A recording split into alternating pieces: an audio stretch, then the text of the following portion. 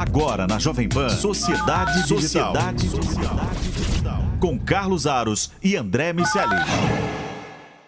Sociedade Digital no ar, a ponte aérea mais tecnológica do seu rádio e também da internet. Para você que, claro, está nos acompanhando com imagens pelo canal da Jovem Pan no YouTube, o Jovem Pan News, ou pelo Panflix.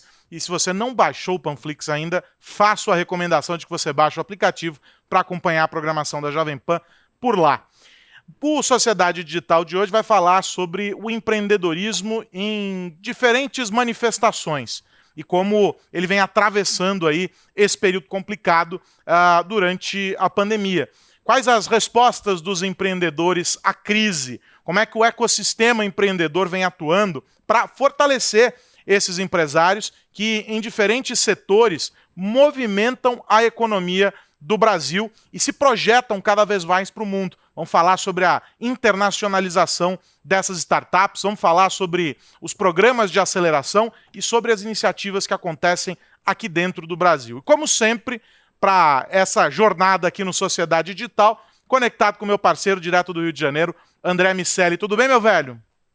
Tudo bem, meu amigo. É isso. Sociedade Digital empreendedor é como o Brasil. Temos realidades muito distintas. De um lado, unicórnios, de outro lado, um contingente de empreendedores por necessidade. A gente precisa aproximar esses dois mundos para que esse desenvolvimento aconteça de uma maneira melhor para a sociedade. E aí, para começar aqui o nosso papo, André, quero apresentar os nossos convidados de hoje. Não é? O Wilson Poit, diretor superintendente do Sebrae São Paulo. Wilson, obrigado por atender o nosso chamado, por estar com a gente aqui na Jovem Pan. Obrigado pelo teu tempo. Eu que agradeço o convite, é um prazer estar aqui com vocês. E a Regina Knopp, que é cofundadora e CEO da Dream2B. É com ela que a gente vai olhar para o mundo, a internacionalização das startups e como as acelerações, sistemas, não é? Os ecossistemas de aceleração têm impulsionado essas empresas em direção ao mundo, né? O cartão de visitas do Brasil para o mundo agora é também o empreendedor, né, Regina? Obrigado também por estar aqui com a gente. Com certeza. Obrigada a vocês pela oportunidade. Sim, vamos compartilhar aí dicas bem bacanas de como as startups brasileiras podem ganhar o mundo.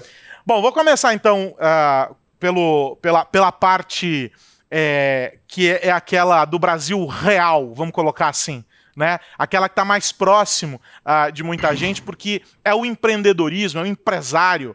E o empreendedor a gente não pode nunca esquecer, ele é um empresário. O cara que montou ali uma empresa, independentemente do tamanho dela, apostou num sonho, numa ideia, tirou aquilo do papel, usando muitas vezes dos recursos que tem à disposição, às vezes poucos recursos, para fazer aquele negócio deslanchar. Muitas vezes não usa a tecnologia para fazer isso, mas eu ouso dizer que cada vez mais a tecnologia tem sido a viabilizadora desses negócios. Seja porque barateia o custo da operação, seja porque oferece alguns recursos que seriam difíceis de serem, há algum tempo atrás, implementados por essas pequenas empresas, e que hoje a tecnologia consegue manobrar, fazer com que ele tenha o tamanho ideal para qualquer tipo de empresa. E aí eu quero perguntar para o Wilson Poit o seguinte: como é que o Sebrae vem observando, Wilson, esse movimento tão complicado, essa jornada em que muitas empresas tiveram aí o seu percurso interrompido, outras tendo de modificar completamente a estratégia do negócio? A gente fala muito sobre a digitalização, ou seja, muita coisa para o empreendedor brasileiro lidar ao mesmo tempo, eu diria, neste último ano, um ano pandêmico, né? É isso mesmo. Foi um ano bem desafiador. Aqui no Sebrae nós também tivemos o desafio de nos adaptarmos, né, a isso, a digitalizar tudo. E atendendo remotamente, 2020 foi um ano de recordes no Sebrae, porque muitos empreendedores novos no Brasil, né? Nós trabalhamos aqui com gente que, na ausência do emprego, criou o próprio emprego, e com outros empreendedores que passaram a se formalizar. Então, batemos recordes de abertura de microempreendedores individuais no Brasil, foram quase 2 milhões de novos microempreendedores, chegamos a 11 milhões e meio quase, e o Sebrae tem sido um lugar para se aconselhar gratuitamente com aquelas aptidões, com aqueles ensinamentos, atitudes empreendedoras, que a gente tem cursos muito simples e mentorias de planejamento básico, desde separar os bolsos, né? Bolso direito do bolso esquerdo, o dinheiro da vida pessoal do profissional, até os cursos que foram campeões de audiência, as lives campeões de audiência ano passado, que foi justamente, por exemplo, um dos nossos cursos aqui, é o Seu Negócio Digital em 5 dias. Então, são aquelas pessoas muito simples, que começaram o negócio, já tinham e tiveram que migrar rapidamente para o ambiente digital e cuidar de tudo um pouco. A mortalidade desses empreendedores por necessidade, ela é muito grande, né? A gente tem estatísticas aí que falam que 40% desse pessoal não sobrevive em 2019, por exemplo, mas que 19% apenas que tem mortalidade quando passa pelo Sebrae. Quer dizer, isso cai muito quando eles procuram ajuda. E é importante que todos saibam, todos que estão nos ouvindo e nos assistindo, que o Sebrae está super à disposição, faz mentorias, inclusive gratuitas, e tem um papel bastante importante nesse momento.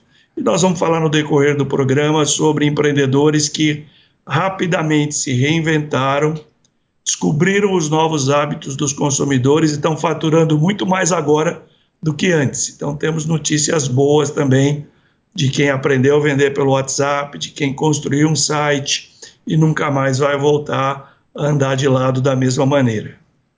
Uma das máximas do empreendedorismo é que uma boa crise nunca deve ser desperdiçada.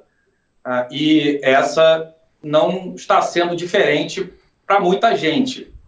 Muita gente cresceu nessa crise, os empresários de tecnologia acumularam muito dinheiro, até uma discussão sobre o quão ético esse movimento foi, mas independentemente de qualquer coisa, o fato é que houve uma demanda significativa por uma série de serviços, entre eles os serviços de nuvem e alguns, como o Wilson estava mencionando. As empresas brasileiras não são tradicionalmente empresas que competem em escala global, e você tem pretensões de mudar um pouco esse cenário. Eu queria que você explicasse um pouquinho a Dream2B e falasse de que forma as empresas brasileiras podem mudar esse cenário que a gente tem hoje em dia, com poucas empresas competindo de maneira muito significativa e muitas empresas bastante granularizadas competindo de forma regional. Com certeza, o que você mencionou é extremamente importante no momento, né? A questão realmente de várias empresas estarem, de uma certa forma, com uma certa vantagem agora, né? Mesmo em função da pandemia e de tudo que o mundo tem passado, o mundo agora é digital. Então, as startups, principalmente, aí, quem tem esse DNA empreendedor tem uma certa vantagem quanto a isso. E quando a gente para pensar em mercado global, mais ainda, né? Porque você mencionou, é verdade, geralmente as empresas brasileiras, até em função do tamanho do país, elas acabam nascendo e pensam, se eu fizer negócio em São Paulo, se eu conseguir já o mercado, né, enfim, da região sul, já tá bom o suficiente em função do tamanho do mercado, que é relativamente grande. Ao mesmo tempo, é o que a gente sempre fala, né, você não pode depositar todas as suas fichas em um mercado só, né, porque, enfim, em casos de crises, na verdade é uma regra bem clara aí do comércio exterior, né, e relacionamento internacional também leva muito tempo para você adquirir. Mas o momento agora de crise acelerou esse processo de internacionalização para muitas startups. O ideal seria, lógico, que a maioria das empresas nascessem com esse mindset global, né? O que programas como, por exemplo, do Sebrae acabam, né, através de mentoria, enfim, acabam, de uma certa forma, ajudando com que as empresas pensem de uma forma um pouco mais abrangente, né? E, consequentemente, comecem a olhar para mercados internacionais. Mas a gente vê aí uma série de empresas, no nosso caso a gente tem nós está atuando desde 2016, já levamos praticamente 40 empresas para o mercado canadense. E quando a gente fala até o mercado canadense, muitos empreendedores se surpreendem, porque quando você fala em startup, o Vale do Silício, né, que é a menina dos olhos de todo mundo, mas o Canadá serve aí como uma forma estratégica de internacionalização, como uma porta de entrada para você começar esse processo num mercado, digamos que um pouco mais aberto a empreendedores internacionais, né? Então, como você falou, não é um mindset, né, digamos que de brasileiro, mas a gente gostaria de compartilhar aí como que a gente pode ajudar que esses empreendedores comecem nesse processo o quanto antes, né? E quando a gente fala em processo de internacionalização, mindset global, não é simplesmente traduzir o seu site para inglês. Então, assim, a gente pode entrar nisso um pouco ali na frente e mostrar alguns cases de empresas que estão sendo bem-sucedidas e hoje fazendo negócios aí globalmente. E aí eu vou fazer o caminho inverso pelo seguinte motivo. Eu acho que essa tua fala é muito importante. Quando você fala assim, o Canadá é um mercado estratégico e tal. E eu, até pouco tempo atrás, costumava ouvir muito a turma dizer assim, não, as empresas no Brasil, elas não se projetam internacionalmente porque o mercado aqui dentro é muito rico. Há muitas possibilidades de você explorar esse mercado e ganhar espaço, ganhar escala, crescer. E a gente tem alguns exemplos aí muito bem sucedidos, em que só depois de muito tempo se pensou uma expansão, e ainda assim uma expansão tímida, né? Acabou não fugindo muito aqui dos nossos vizinhos. E aí eu queria ouvir do Wilson o seguinte, essa é uma verdade, tanto é que Israel, por exemplo, sempre forma as empresas olhando para o mundo, porque o mercado lá dentro é pequeno demais, então eles olham para fora. Mas isso, até mesmo para um mercado com tantas oportunidades como o brasileiro, é preciso desenvolver técnicas e desenvolver estratégias para reconhecer essas oportunidades e fazer com que elas se viabilizem como negócios. Esse é o grande desafio do empreendedor de qualquer tamanho aqui para o Brasil, Wilson? Sim. A gente fala muito aqui que para o Brasil, para os empreendedores, né, a pior coisa que existe não é quebrar, que muitos que quebram começam de novo. A pior coisa que pode acontecer é aceitar andar de lado a vida inteira. E a gente conhece, né, na família da gente, nos vizinhos ou outras pessoas que empreendem, negócios sem escala, sem formalidade e sem sonho grande. A gente também tem grupos aqui de empresas que a gente organiza. Antes da pandemia, lógico, fizemos várias missões internacionais, porque a presença da micro e pequena empresa na carteira de exportações ainda é pequena, mas nós temos os startups que começam a decolar. Nós temos cursos aqui no Sebrae, temos palestras e fazemos missões em que a gente costuma dizer muito aqui, uma outra frase forte aqui é que para o pequeno empresário brasileiro decolar, ele precisa aprender a falar inglês e perder o medo do mundo, né?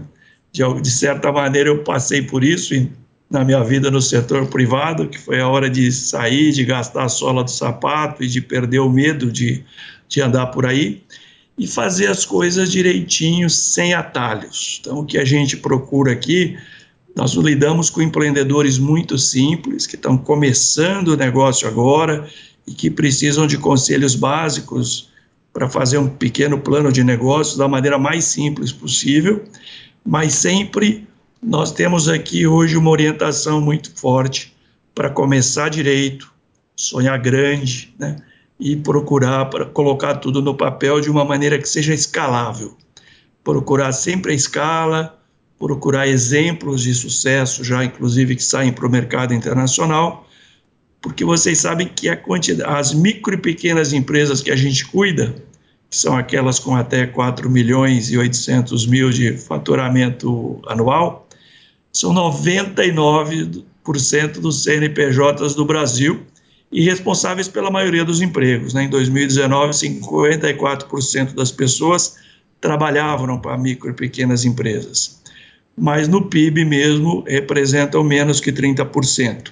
Então a gente precisa melhorar a produtividade, fazer com que esse pessoal perca o medo do mundo, né? Neste momento, o Sebrae está muito focado na sobrevivência. Estamos falando aqui de pequenos empresários para sobreviver. Mas nós temos no meio dele grupos de pessoas que, como foi dito aqui, não perdem a oportunidade de uma crise. Isso sempre acontece. E alguns se reencontraram e reempacotaram o produto de uma outra maneira, focaram a empresa toda num produto mais rentável e que dá para fazer com o delivery, criaram um pequeno marketplace e já não estão vendendo só no seu bairro, na sua vizinhança, mas começam a vender sem limites. E é assim que a gente quer trabalhar nesse ano de 2021, com bastante otimismo, porque a gente tem que ter uma retomada e tem sempre que sonhar grande aí.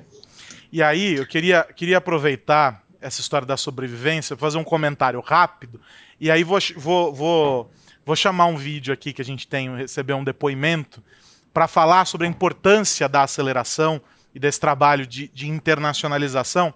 Mas o meu comentário sobre a história da sobrevivência é o seguinte, aí eu quero ouvir rapidamente o André e a Regina sobre esse assunto, porque é o seguinte, né, André? A gente vem falando há muito tempo, aliás, desde a primeira semana em que decretou-se a pandemia, quando nós fizemos este programa aqui durante um período também em home office, eu da minha casa e você da sua casa, nós acompanhamos a história de empresários, de pessoas que vivem o mercado sob diferentes posições, e a frase que a gente mais ouviu foi: nesse momento a importância é sobreviver, é entender como é que você vai concentrar, reduzir gasto, como é que você vai fazer o caixa funcionar, como é que você vai atravessar isso. Era um momento de travessia.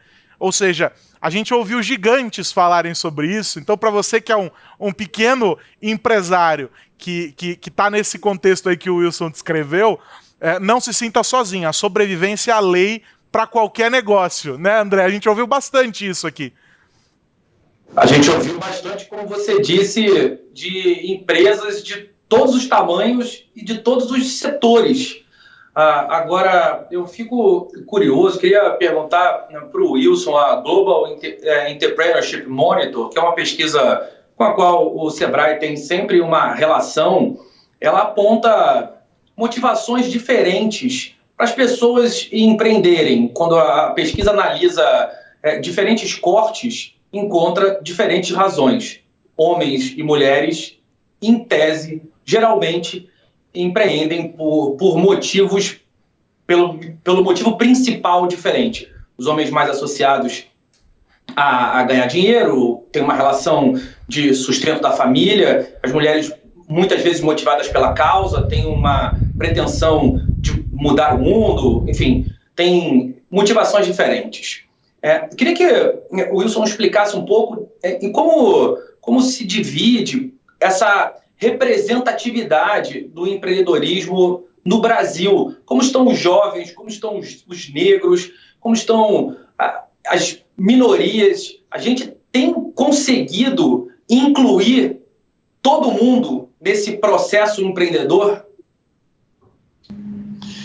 Olha, a realidade é difícil. O Sebrae hoje trabalha muito com isso, com diversidade, com foco também. Nós temos cursos aqui hoje de muito sucesso para as mulheres. Mulheres guerreiras aí que às vezes hoje estão responsáveis por toda a economia da casa. Aprenderam muito rápido a se conectar ao delivery, ao digital, com os nossos cursos de vender pelo WhatsApp. Mulheres em situação de vulnerabilidade, por violência doméstica, ex-presidiárias, mulheres trans, uma série de... Nós temos cursos voltados, e aí nós estamos falando da periferia, nós estamos falando de gente que estava excluído e está procurando um jeito. O brasileiro tem muita vontade de empreender. O Sebrae tem feito aqui cerca de 6 mil atendimentos no estado de São Paulo por dia, e destes também 1.000 atendimentos são para jovens. Nós estamos falando de gente na faixa de 24 anos para baixo, buscando informação, buscando orientação para gerir um negócio, para fazer um plano. Então, assim, a dificuldade ela é geral. Nós aqui temos duas bandeiras muito fortes.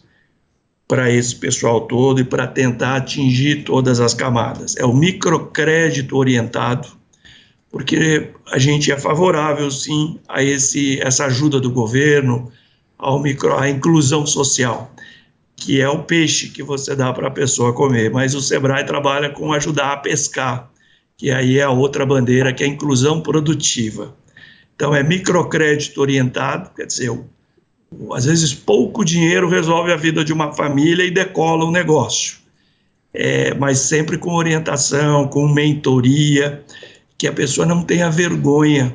É importante que as pessoas saibam que o não já está garantido. Então, procure ajuda. Com um mentor, com uma pessoa que você admira, com o próprio Sebrae, independente do tamanho do seu sonho. E inclusão produtiva, que a gente trabalha muito com isso aqui. Nós precisamos que cada vez mais mulheres, negros, brancos, jovens e também as pessoas da minha idade para frente, que a gente chama de economia prateada. São os maiores de 60 anos, que, se Deus quiser, vão viver muito mais agora. Esse é um mercado desassistido no Brasil. E nós já temos startups e pequenos negócios voltados também para este mercado enorme. O Brasil está mudando a pirâmide, né, com pessoas com mais idade. Então é bem diverso aí, André, mas a gente fala muito aqui em microcrédito orientado, precisa de um dinheirinho para começar, precisa se planejar, planejamento financeiro, pesquisar o mínimo no mercado, mas ter uma orientação, e se não souber, procurar ajuda. E inclusão produtiva, o caminho nosso, a gente precisa sim hoje em dia de muita inclusão social, tem muita gente passando por dificuldades grandes, mas o próximo passo é a inclusão produtiva, é que a pessoa aprenda a pescar, aprenda a se formalizar, porque tem muitos empreendedores informais, quer dizer, as realidades aqui são bem distintas, né? A Regina trabalha, e super importante esse trabalho, e o Sebrae se conecta com isso também, com gente que quer exportar, gente que sonha grande, que vai para o exterior, mas o Sebrae trabalha muito hoje aqui com a sobrevivência, redução de custos, inclusão produtiva, e que as pessoas consigam, com a nossa ajuda e com algum crédito, passar por esse momento, e alguns já estão atravessando. E olha só que legal, né? A gente vai juntando essas duas pontas e fazendo esse laicar. E aí o Wilson faz essa descrição, fala sobre o papel dessas mentorias, esses acompanhamentos, não é, que os profissionais do Sebrae oferecem para essas empresas. E do outro lado a gente tem o que a Regina lidera dentro desse ambiente em que você tem empresas já mais bem estruturadas, você já tem empresas que apresentam resultados com um volume maior e que precisam de uma correção de rota, precisam muitas vezes ressignificar o modelo de negócio, adaptar o plano, ou dizer, peraí, você está olhando para o lugar errado, você está fazendo tudo certo, só que você está olhando para a direção errada.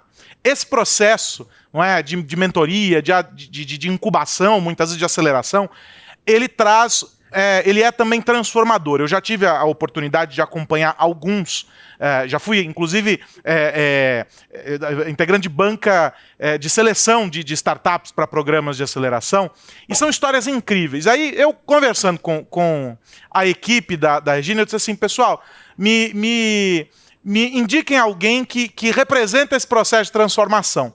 E aí disseram assim, Aros, fale com o Maurício Castro, da Ciclano. Ele viveu esse processo e ele vai conseguir transmitir para quem está acompanhando o teu programa o que representa isso, essa aceleração. E aí eu pedi a gentileza do Maurício de contar isso para a gente, para poder mostrar aqui no Sociedade Digital. Vamos ouvir o que ele tem a dizer sobre esse processo de aceleração que é tão bacana para as empresas.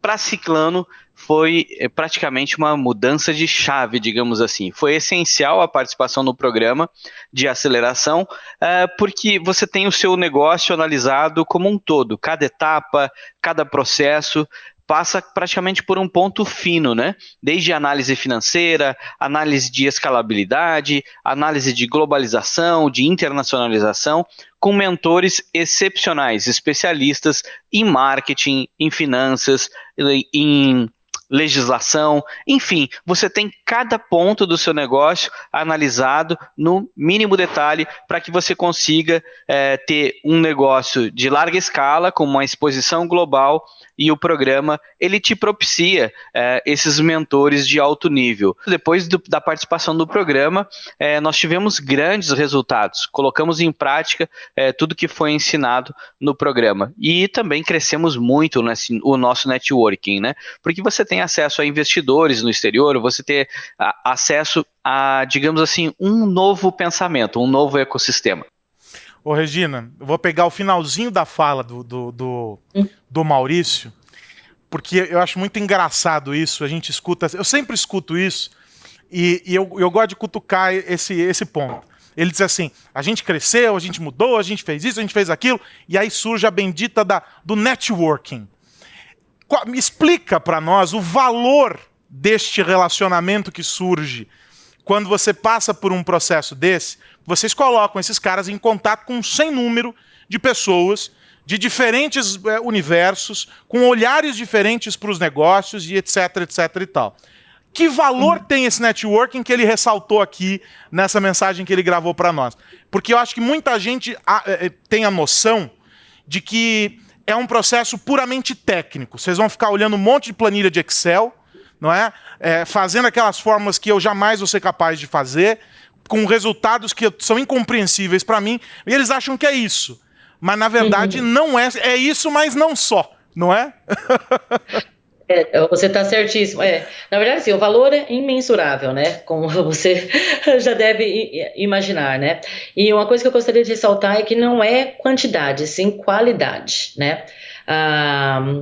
É muito importante quem você conhece, aonde você conhece, né? A mesma coisa de estar no lugar certo, na hora certa, com a pessoa certa. Então, assim, ele é realmente assim, transformador, né? A questão realmente do networking. Mas, ao mesmo tempo, a gente também frisa muito que não adianta você ser apresentado para um network de alto nível se você não estiver preparado, né? Aí volta no que o Wilson comentou, da necessidade de programas como o do Sebrae, ou da Softex, por exemplo, que é uma parceira nossa também, até mesmo a Apex faz algumas missões comerciais, que são todos, digamos que projetos aí que incentivam e de uma certa forma fazem, digamos que o empreendedor dê esse primeiro passo inicial nesse processo, né, de internacionalização, de reconhecimento do mercado internacional, que é super importante. Mas a gente tem algumas fases, né? Assim como, né, o Wilson citou muito bem, da questão de quando ele está iniciando ali, fazer o business plan, etc., a gente começa a fazer esse mesmo processo, digamos assim como o Maurício da Ciclano também comentou, no processo de internacionalização.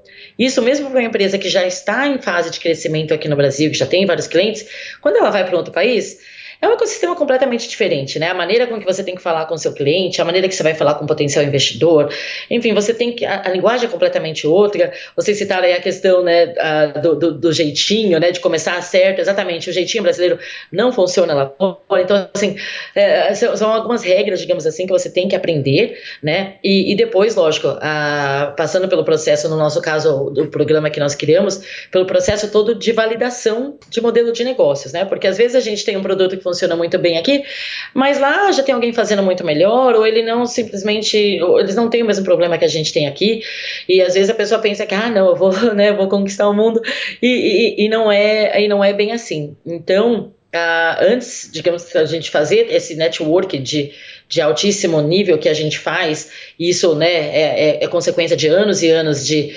atuação no mercado, de estar fazendo um trabalho muito bem feito, isso é sempre recomendado. Essa questão de referral, de você realmente ser indicado lá fora é muito importante, né? Então, por isso que o network é tão levado a sério lá fora, né? Mas não adianta nada disso se você realmente não tiver tudo muito bem validado, se você realmente não, né, souber não entender muito bem sobre o seu negócio. Claro. Então, isso que o nosso programa é tão importante, para a gente validar toda essa parte, e aí sim a gente vai te apresentar para esse network que, como você disse, ele é imensurável, ele é transformador. Eu posso dar alguns outros cases aqui, como a SafeTest, por exemplo, agora uma empresa de Minas Gerais que está se destacando assim, mundialmente, é um dos cases que a gente que está em mais evidência hoje. Uma startup começou em Minas Gerais, nós levamos para o Canadá 3 anos atrás conosco. Eles estavam desenvolvendo um teste de leishmaniose, por exemplo, na época, e agora com toda a questão do Covid, eles conseguiram usar toda essa inteligência que eles aprenderam ao longo dos anos, né, e pivotaram, digamos assim, o negócio deles de forma muito rápida. Em questão de 2 meses, eles conseguiram desenvolver um teste rápido de Covid, de valor, né, relativamente baixo, e aí nós conectamos eles com um investidor no Canadá, que acabou comprando a empresa, e conseguindo com que eles começassem a comercializar e distribuir nos Estados Unidos através da é como se fosse gente, esqueci o nome. É como se fosse a Anvisa aqui no Brasil, mas é a FDA lá nos Estados Unidos e na Europa também, até mesmo antes de conseguir aprovação aqui no Brasil. Então, assim, às vezes, esse processo de internacionalização e esse network, que nesse caso foi esse investidor que tinha essas conexões nos Estados Unidos, que tinha essas conexões na Europa, que abriu todas essas outras portas para eles, né, de uma forma que eles, assim, estão expandindo numa velocidade imensa, que a gente não consegue nem mensurar. É lógico que em função da pandemia, né, tudo se acelerou, mas esse é um exemplo clássico de como o network, de como também o smart money, né, o investimento com o network pode fazer uma diferença enorme em qualquer empresa. Wilson, quando a gente fala do networking e dessa espécie de estereótipo que se criou, muito até com os empreendedores do mercado de tecnologia, que são muitas vezes geniais, bons vendedores, bons apresentadores. Tu está muito habituado a ver apresentações incríveis do Steve Jobs, do Mark Zuckerberg, até do Bill Gates, mesmo com algumas vezes com características mais introspectivas, mas sempre são empreendedores que foram capazes de se comunicar muito bem, de vender muito bem e de se relacionar. Nem sempre muito bem, como no caso do Steve Jobs, que sabidamente tinha problemas de relacionamento, mas pela genialidade se fazia presente em todo o ciclo de networking que existia ali no Vale do Silício. Como os diferentes perfis, os diferentes traços psicológicos podem existir nessa questão empreendedora? Eu queria que você comentasse um pouco sobre isso. Dá para todo mundo ser um empreendedor?